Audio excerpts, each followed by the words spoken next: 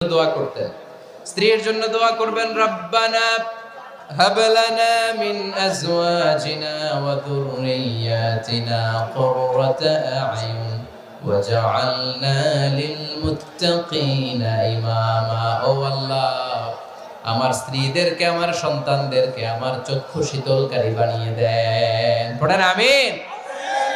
আল্লাহ আমার স্ত্রীকে এমন বানান, স্ত্রীকে দেখলেই যেন আমার হৃদয়টা প্রশান্ত হয়, আমার চোখ যেন জুড়িয়ে যায়। এই 10টা দায়িত্ব স্বামীর সুখী দাম্পত্য জীবনের জন্য। স্ত্রীর দায়িত্ব আজকে বলার সুযোগ হলো না, অন্য কোথাও অন্য কোনো মাহফিলে এই বিষয় নিয়ে আলোচনা করব যে একটা সুখী দাম্পত্য জীবনের জন্য স্ত্রীকে আল্লাহ কি দায়িত্ব দিয়েছে।